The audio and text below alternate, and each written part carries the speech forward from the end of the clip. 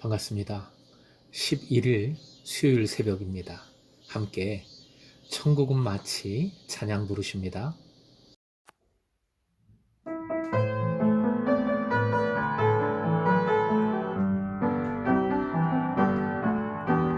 천국은 마치 밭에 감추인 보화, 땅속에 묻힌 아무도 모르는 보석.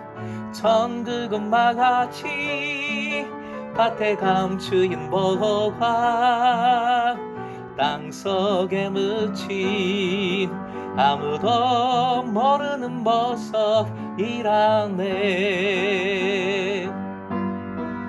그 보석 발견한 사람은 기뻐 뛰며 그 집에 돌아가. 집 팔고 땅 팔고 냉장고 팔아 기어이 그 밭을 사고 말 거야. 천국은 마치 밭에 감추인 보화, 땅속에 묻힌 아무도 모르는 보석이라네.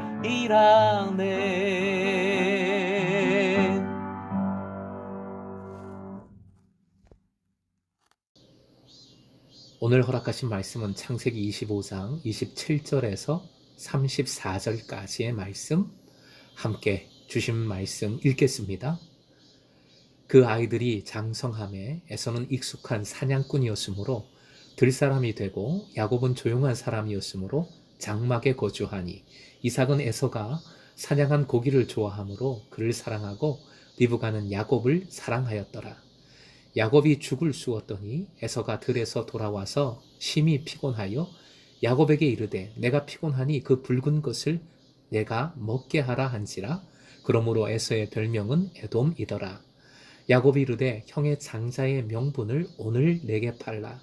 에서가 이르되 내가 죽게 되었으니 이 장자의 명분이 내게 무엇이 유익하리요. 야곱이 이르되 오늘 내게 맹세하라. 에서가 맹세하고 장자의 명분을 야곱에게 판지라.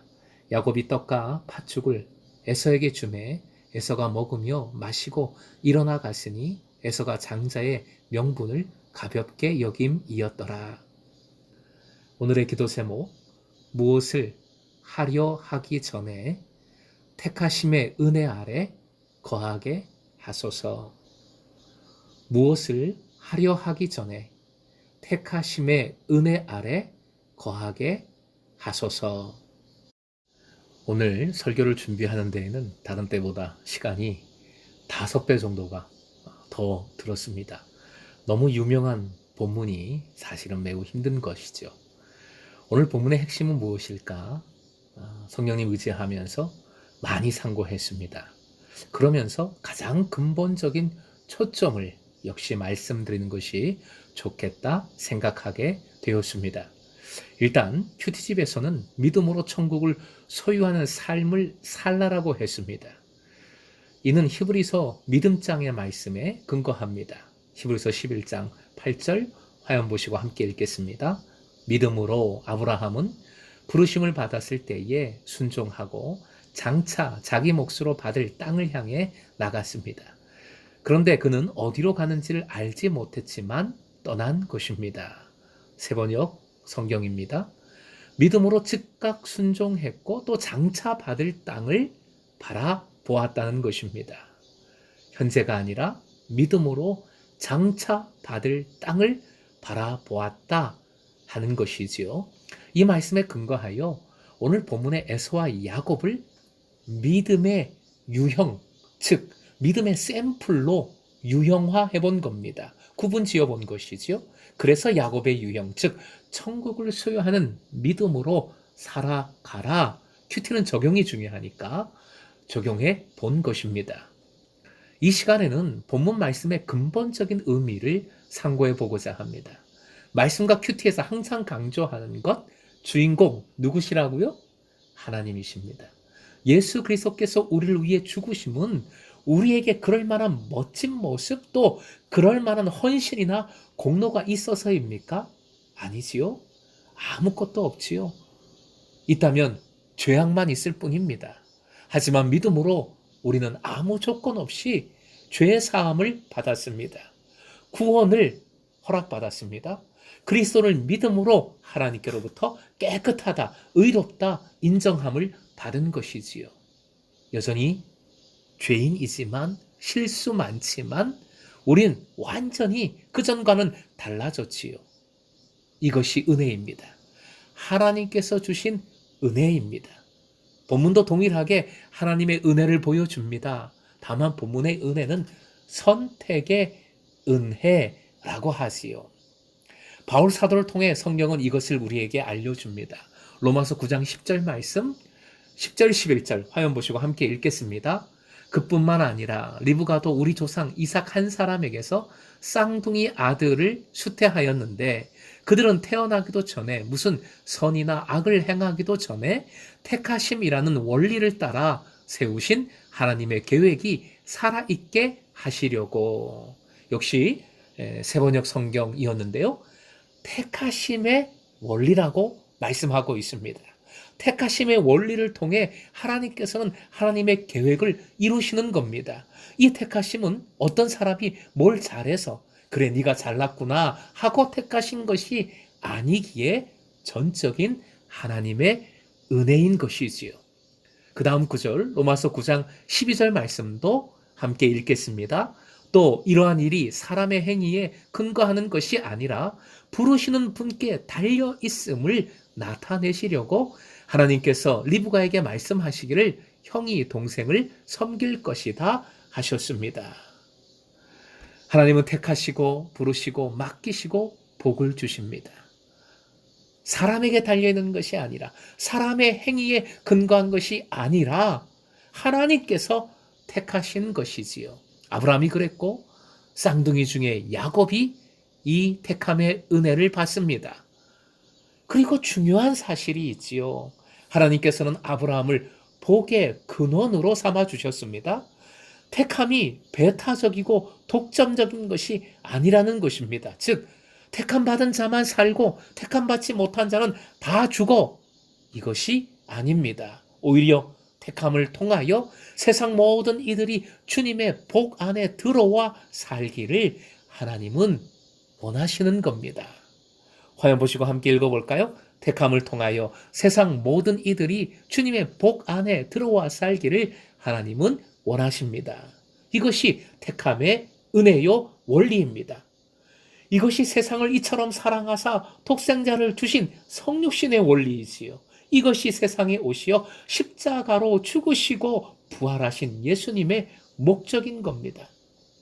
야곱이 팥죽을 잘 팔아서 장자권을 잘 사서 택함 받은 것이 아닙니다. 오히려 그것은 도덕적으로 나쁜 짓, 사기친 겁니다. 그것으로 인해 본인도 결국 집을 떠나게 되고 가족은 분열하게 됩니다. 기억하십시오. 어떤 행위 때문이 아니라 오직 하나님의 은혜로 죄악된 부족한 야곱을 택하신 겁니다. 사랑하는 금성의 제자 여러분, 택하심의 원리를 기억하십시오. 쌍둥이 형제가 달라도 너무 달랐지요? 우리도 다 다릅니다. 다른 것이지 틀린 것이 아닙니다.